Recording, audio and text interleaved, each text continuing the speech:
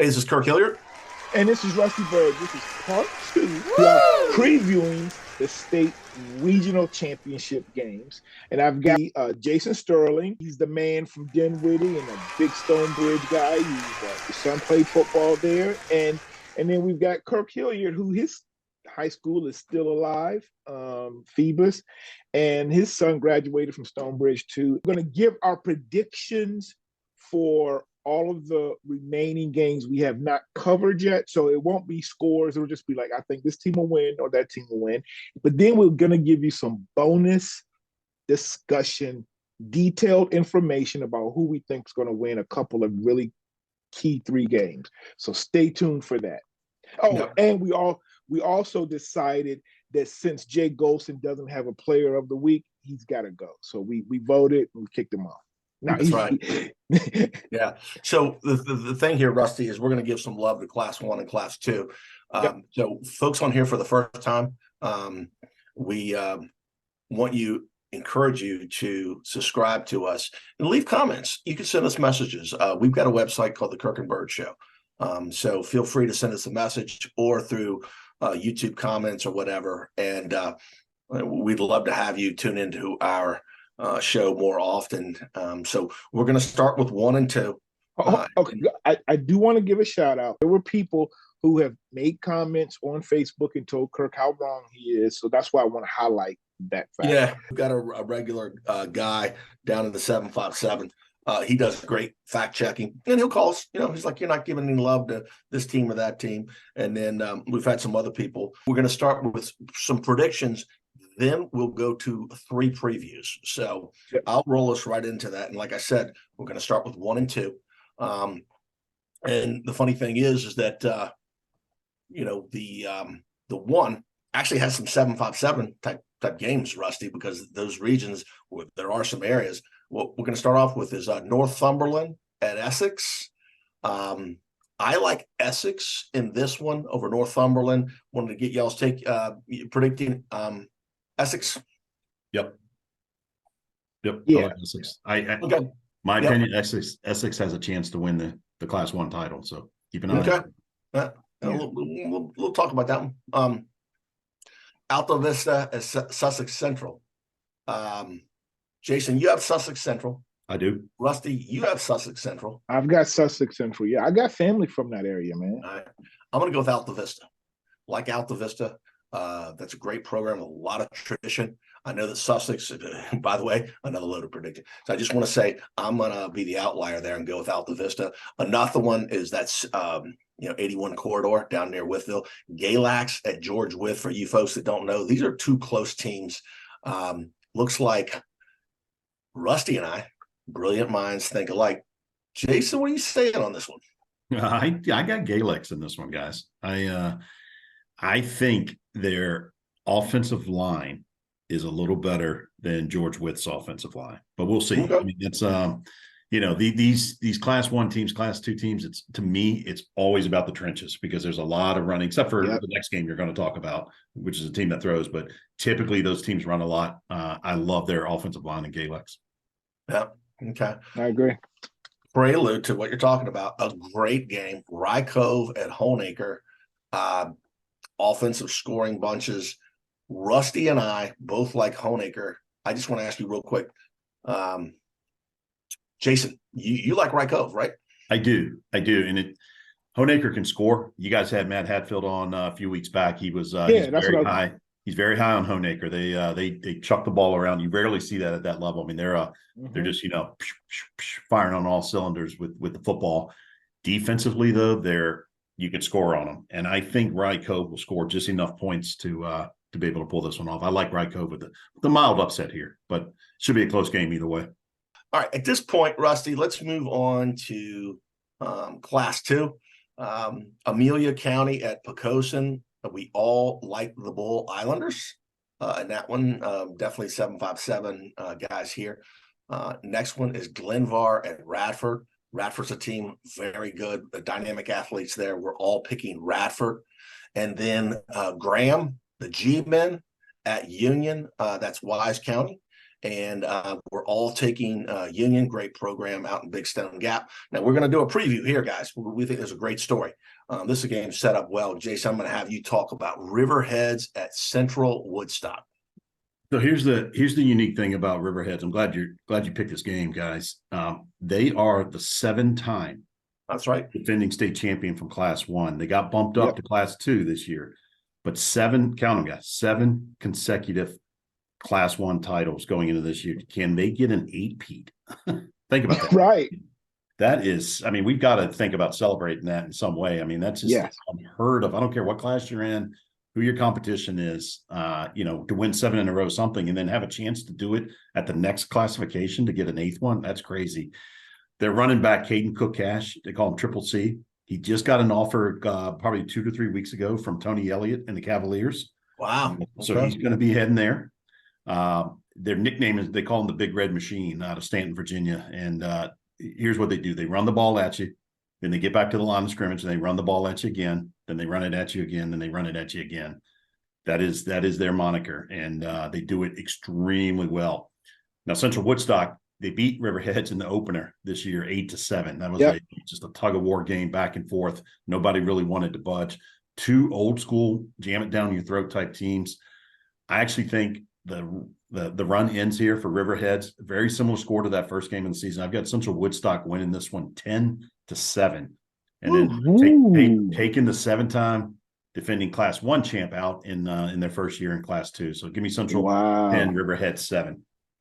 All right. Wow. Rusty. Yeah. This is a game I wouldn't mind going to. This is great because they the style of play and then just how strong the programs are. I've got Riverheads winning this, kind of like a revenge factor type thing, and wanting to keep their streak alive. We often, it's because we just don't have a lot of those programs near us, but we don't get a chance to see or talk about Class 1 and 2 a lot. And it's not just about the games, but I don't even think we sometimes know or appreciate some of the great coaching. Like we'll always throw out Mike Smith won 12 state championships. So this team, to be honest, some of them we just don't know. And that's our ignorance, but I want to learn more and be more involved in and know all of the classes. Back in the day, it was a little easier because it was just single A, double A, triple A.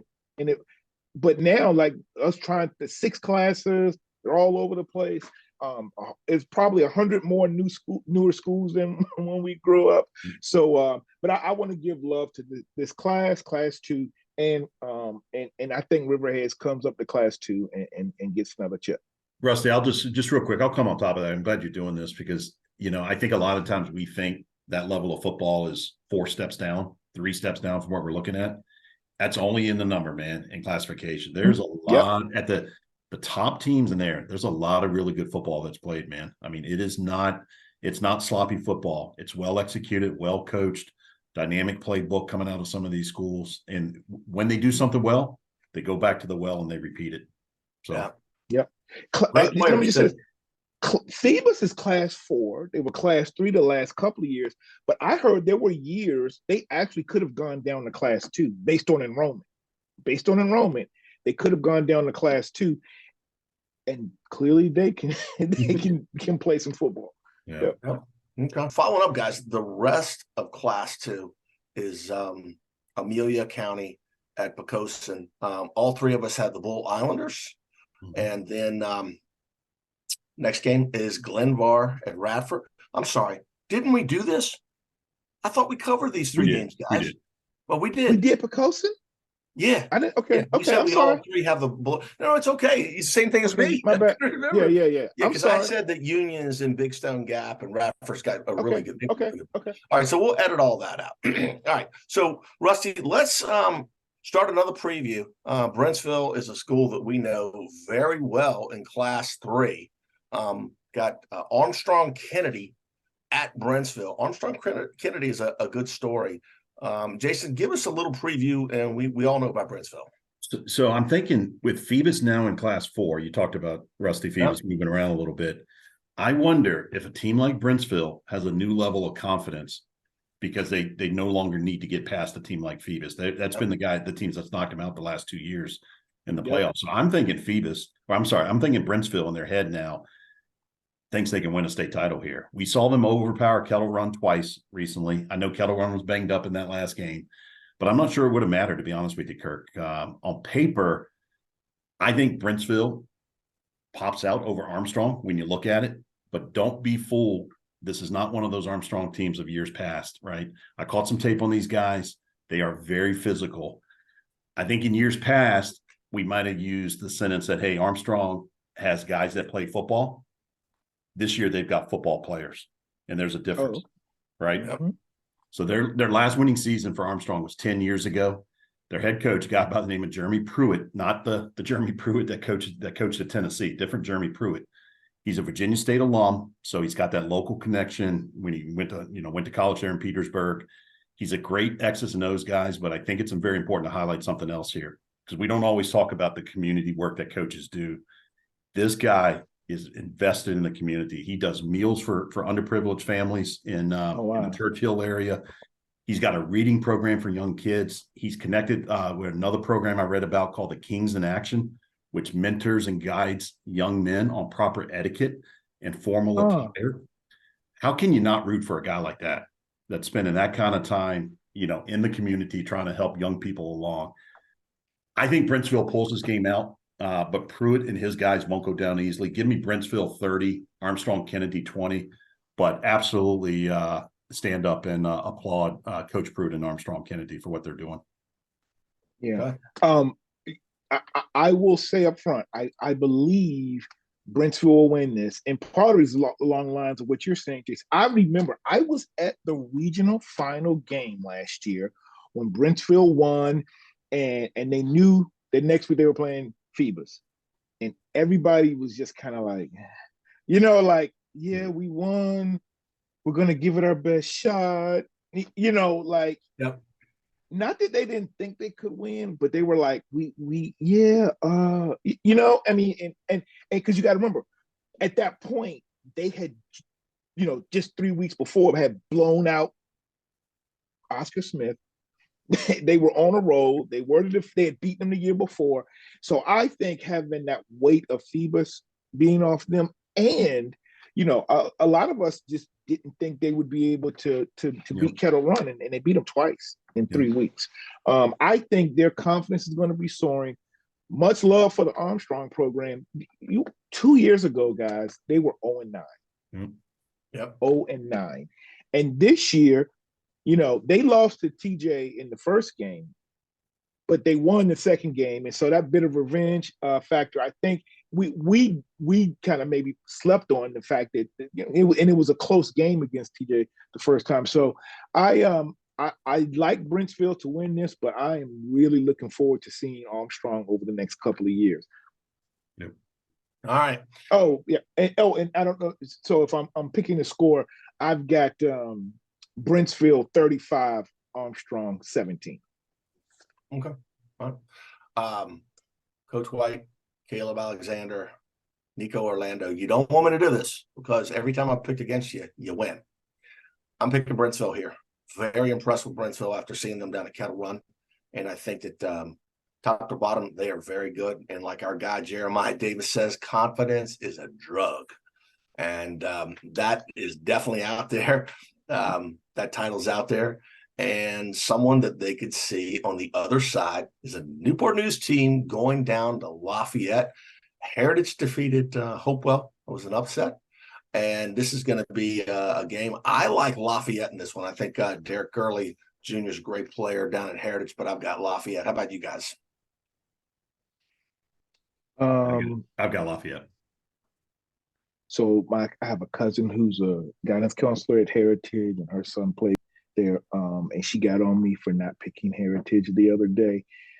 And I'm sorry, I got to do it again. I'm going to be picking. I just think that Heritage they've had a good year, but I don't think they have enough weapons to compete with Lafayette. Lafayette is really good and beating a lot of really good teams. Okay. But I have Lafayette. All right. quick aside, Thomas Bodie, who I've known since third or fourth grade, is, I believe, Derek Gurley's Jr.'s uncle. And he said I didn't give him enough credit. Great player. I've watched him on Huddle, but I do like I like Lafayette in this one. The next one, rounding out Class 3, is Turner Ashby at Liberty Christian. If you look at who Liberty Christian has beaten, it is very, very, very impressive. I like Liberty Christian in this one.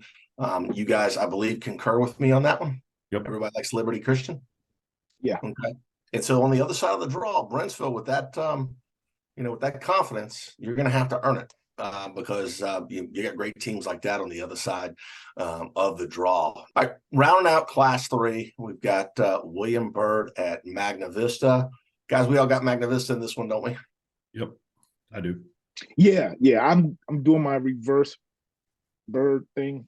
Even though I think down the line our families are related, but I don't want to go into that now. I can tell you, I think there is a relationship there with the Birds. Yeah. BYRD.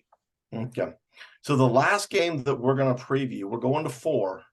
And, one thing that I've noticed, guys, we just talked about Byrd, is just the quality of teams, from that Lynchburg, Roanoke area and other parts of the state. So, the last game is Varina at King George. Very good game. King George just defeated Dinwiddie. What's your take on this one, Jason Sterling? Phenomenal game. I mean, King George, this schedule to get through, if they can continue this, is they're going to be able to look back and tick off who they've beat here. Here's what you've got in this game. You've got that explosive offense of King George versus what is a superb defense from Varina. Yep. Those receivers, Chance Wiggins, Mekhi White. Wiggins just got offered to play in the Under Armour All-American game, by the way. I saw that. Yeah. There's what, 40, 50 guys across the U.S. get picked for that type of game. So it's really good to see that, and he get recognized to play in that game. King George pumped in 46 points this past Friday against Dinwiddie. That is a lot. Dinwiddie's a really good team, guys. They're defending Class 4 state champ, But on the other side, you got Varina. They're defensively, they're just so stout. I think they're trying to find some things offensively, but you got to remember, go back to week 2, the regular season, they were within 8 points of Freedom. Right. Right. Who I think, we've anointed along with Maury as sort of the top 2 teams in the state right now. So yeah, Varina is no slouch. They've got a lot of big game experience, a lot of battles over the years with Highland Springs. I think those types of games have toughened them up and sort of got, their coaching staff used to what big time playoff football looks like. Apparently King George, I haven't been there, but that's a tough place to play. I think Dinwiddie walked in there thinking, hey, we might, we're the defending champs. We're going to get on your turf here and figure this thing out. And the fan support, from what I hear from that game on Friday night, was absolutely astronomical. Yeah. I think King George takes this game. It's going to be a real close one, though, I believe. I've got King George 24, Varina 20. I think Varina's going to be up late. King George will score a late touchdown to take the lead, and then they'll make a late defensive stand to stop Varina. 24-20, King George. Okay. Rusty? I like King George because I go back 2 years ago when my son was doing 7-on-7, and I remember he was playing defensive back against those receivers, and man, I was so impressed. Again, it was only 7-on-7, but I could tell they were special, and we knew they were even back then. They said, hey, these are 4-star guys, and so this team puts up a lot of points. And so I think that I've got King George winning this game. And I just think they put up, too much for Varina. So I like them to win 35-21. Okay. Just my 2 cents. Great analysis. I told y'all sometimes I wait to hear what y'all are going to say. So I'm going along with, I talked to some coaches today. I'd say that Varina is great defensively, but do they have the back end for those dynamic weapons? That's what everybody was talking about. And I think as far as psychology goes, all right, state title, King George is thinking a couple of items there. 1, they lost in overtime last year to the Dinwiddie. And then 2, hey, they're going to have the opportunity to play Phoebus, and the winner of War Hill Phoebus. So I like King George in this one. I like them 31 to 20, and I think that'd be a great game. I wish I could go down to that one. So rounding out Class 4, I'm so tempted to start an analysis because they're such good games. And the next one is EC Glass at Salem. The only thing that I will say is Champe Tuscarora. Pay attention to this one. Jason, who you got? I got Salem in this one. Close game though, but I've got Salem. Okay. Rusty Byrd? I've got Glass. Okay. I think Salem's a great team. But I've got Glass. I think that's where Andre Kendrick went to high school, right? Mm-hmm. Yes, sir. Yeah. And so I've kind of followed what he's been saying on Facebook and on his show, and I like Glass in this one. Yeah, I like Glass also. A lot of momentum. Glass has got just too much momentum. Two quality teams, even though Glass has 3 losses. The quality of that, and they're playing well. The next one is War Hill at Phoebus. Phoebus took care of business this week. I like the Phantoms to continue. I'm not going to name a score. I like the Phantoms by 4 touchdowns. Jason Sterling? Yeah, the Phoebus 3 or 4 touchdowns probably. War Hill's a good team though. They deserve to be in that game. Mr. Byrd? Yeah, it gets tough for Phoebus on with what's remaining, but I do have the Phantoms winning this. Okay, and if anybody's tuning in, just a part 2, we made our predictions for Champe and Tuscarora, so you can round that out. Just go back to the part 1 of this. All right, moving up to Class 5. This is another one where we already previewed a couple of games, Briarwoods at Stonebridge, as well as Warwick at Maury. 2 other really good games, gentlemen, and that is Fleming at Matoka. What a story Fleming has been. I like Matoka to end that run and probably be up here in Ashburn next weekend. Jason Sterling? Yeah, good story with Fleming. It's probably not a story. I mean, those guys can probably pull this thing off, but I do have Matoka. I think they've got too much firepower. They've looked really good in their first 2 playoff games. Really good. Okay. And whoever they get, either Stonebridge or Briar, needs to be very aware of what Matoka brings up when they come up to Northern Virginia. Yeah. Rusty, you've got Matoka? I've got Matoka winning, but they cannot get fooled by that seeding. Being an 8 seed, they legitimately beat Roanoke, the number 1 seed, and so they better not look past them, or they will get passed by. So I like Matoka to win this, but they need to just stay focused. Right. Okay. Next game, another Class 5 game, very relevant for Maury and Warwick, is Indian River at Green Run. I'm going to take Indian River over Green Run. Guys, Green Run's been playing teams close. They've been struggling. They lost their quarterback. That big tackle has not been playing. There have been some maybe administrative issues around that, the big recruit, Big Teasy. I like Indian River over Green Run. I think both of you guys feel a little differently, though, right, Jason? Yeah, I know what you're saying. They have not been playing well. I just think they still have enough in the tank to get by this game. I think they play another close game. Indian River's a really good team, guys. And I know why you're going with them, Kirk. I mean, I had Indian River first, and then I said no. I do think Green Run pulls this one out, but very, very, very close game that could go either way. But give me Green Run. All right, and then Rusty. I picked Green Run. I know. They lost their quarterback and they've been, tight games over the last couple of weeks, but they still have, I think, the all-time leading receiver in the state of Virginia. Dylan Adams. Yep. And so, I think if you just kind of throw it up, he'll go get it. And so with their experience, I think they are looking forward. Even though they don't have their regular quarterback, I think they have been looking forward all year to playing Maury in the state semis. So I got Green Run advance. Yeah, I like the way you put that, Rusty. I'll just say this before we move on. We got one more Class 6 game. Virginia Tech, remember this in a few years, okay? It is about Thanksgiving in 2023. You're going to have 2 wideouts, Chance Wiggins and Keelan Adams. and it's going to start the run at Virginia Tech over again. Just think about that, guys, with those two special players in Blacksburg. Hey, So Kirk, they've been lining Brody Adams, Keelan Adams up at tailback late in these playoff games because they've been so tight. Sort of that mentality. My best athlete's got to get the ball in his hands because he can protect it and he can probably get me first down. So he is that skilled that he hadn't played tailback all year. Just, knows how to grab that hand and can, chug his way out to 7 or 8 yards just because of his strength and his shiftiness. So that's that, to me, that advantage will carry them over Indian River. Mm-hmm. Okay. Can I? Yeah. While we're just here, I'm looking at James Madison Stadium and I'm looking at Virginia Tech Stadium, and I know that Kirk went to Tech, Jason went to JMU. We make a big deal out of recruits and where they're going. A lot of great recruits in this state.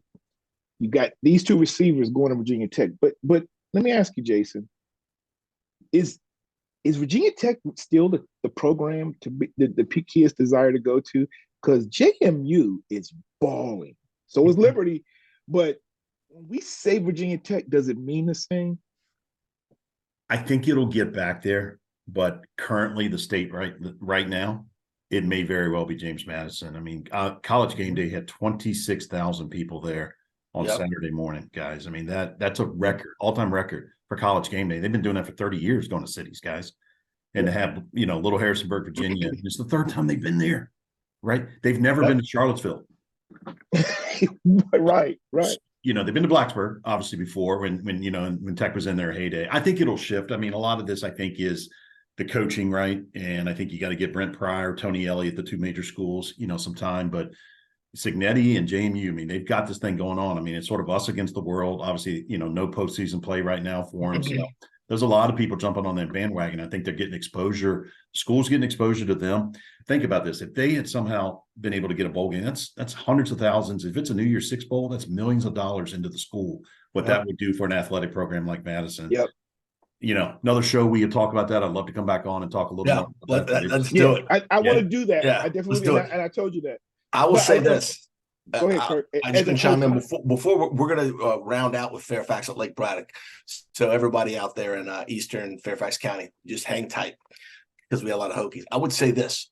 You look at the story that George Wells was selling in Charlottesville that led to them getting Sean Moore, Ray Savage, Herman Moore. Hey, we're building something here, right? And if you look at Frank Beamer, what he did in Blacksburg, look at that stadium. You look at that. Look at this stadium behind me. All right, JMU's got a fanatical fan base, big, right? Bulls love it, television, etc. All right. Going to be time where you're going to be out there. You got a lot of momentum, but you can sell. We're building something, and I think that's key. Yeah, and I think right now. Oh, go ahead. I'm sorry, go ahead. I may be stealing your thunder. I tell you what to say. They're the best program right now as far as quality of team, but overall, you bring a kid into Blacksburg in that environment with those facilities. It's just electric. You're on TV more, but it's going to change. So, well, that's what I was going to say. Like, yes, Tech has a tradition. They had kind of a head start being, in the Big East and all that, and JMU's just in their second year at the FBS level. But my overall point is, and I say this because I have a lot of friends that are JMU graduates, but they're also former JMU players. Pastor of my church, Reverend John, Pastor Mitchell, from Hampton High School. But I'm giving you a shout out. John Perez, he was the kicker there. We text each other like every other day during these big JMU games. That JMU fan base has just as much pride and love, as Jason can attest, as anybody for Virginia Tech. What I think, and I brought this up because we've got these receivers and we're saying, oh, they're committed to Tech. But it's going to be a day when those receivers are saying, I'm going to JMU. 25 guys from JMU have gone on to play on Sundays.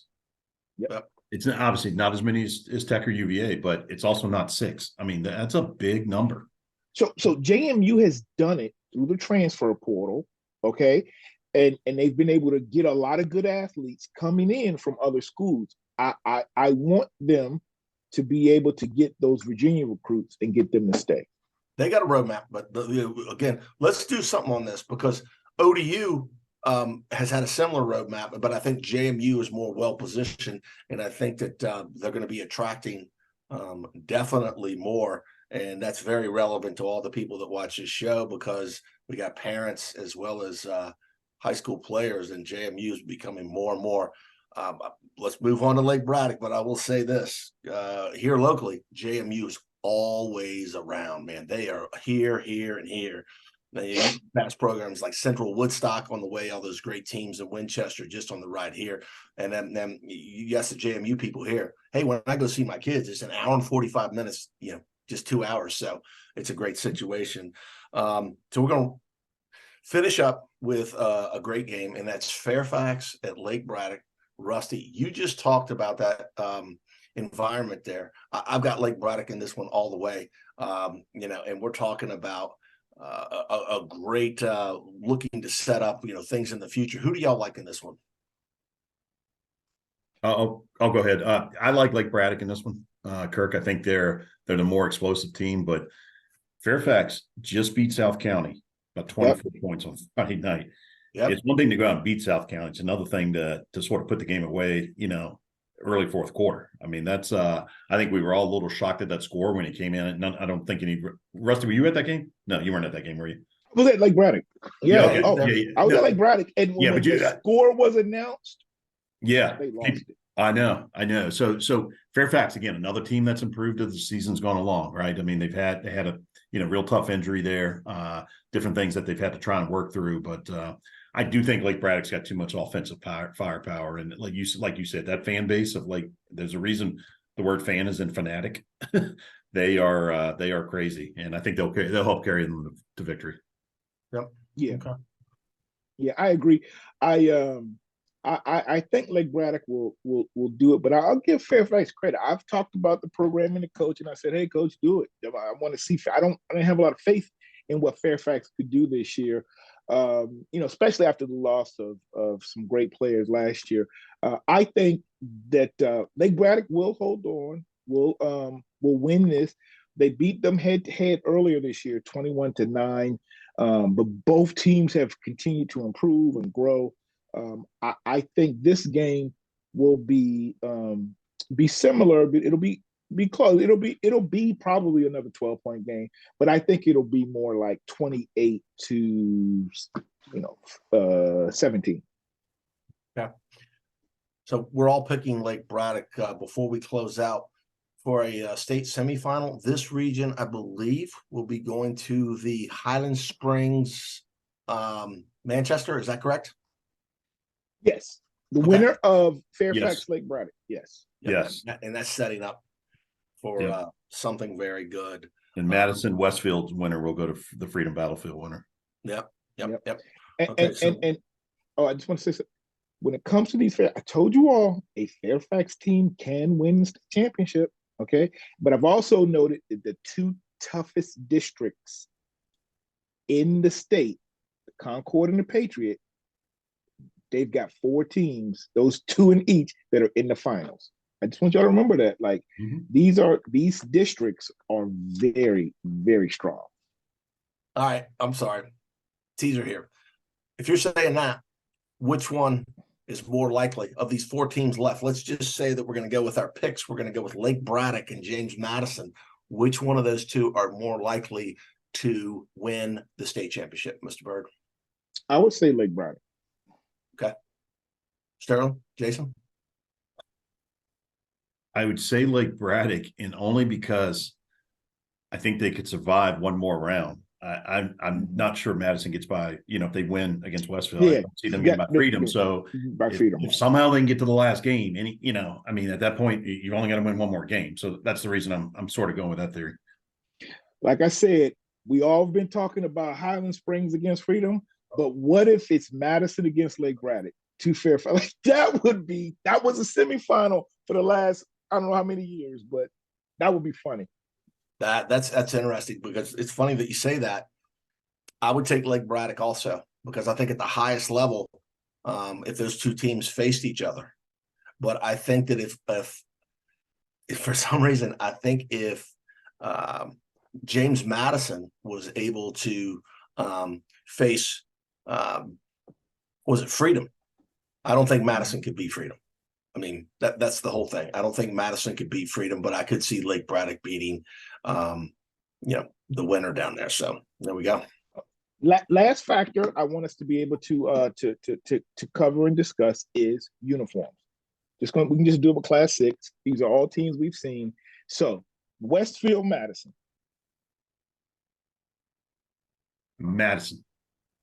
Westfield, Madison. Black and red. They're black and red. Westfield, black and gold. But I agree. I'm going with Madison too. I'm going with Madison. Yeah, they when they get that all black, it looks like the old Falcons when Dion first got there. All right, Freedom, Battlefield. Again, Freedom has the black and gold, but Battlefield has the black and purple. Battlefield. Purple rain, baby. Purple rain. Battlefield, they got all the way. It's some of the sweetest uniforms I've seen. Now, Freedom has different ways of doing their combinations, and they look good, but I just like that Battlefield uniform. All right, Highland Springs, Manchester. Black and gold against, is it orange and blue? Yeah. I'm going to go Manchester. Yeah, me too. Manchester. I like how they rock that blue, but I think I've seen Highland Springs. The way they do their black and gold, I like that. So I'm going to go Highland Springs. And then last we have Fairfax, Lake Braddock. Ooh, I'm gonna go. Let me just. I know what you're gonna say. Go ahead, Rusty. First. No, bruh, I was on the sideline. The way those Lake Braddock uniforms look up close is even more impressive because they all have their names on the back, and it's black with purple outline. They got black helmets. They got a sticker that says 50 because the school is 50 years old with a helmet. They got the number on the other side.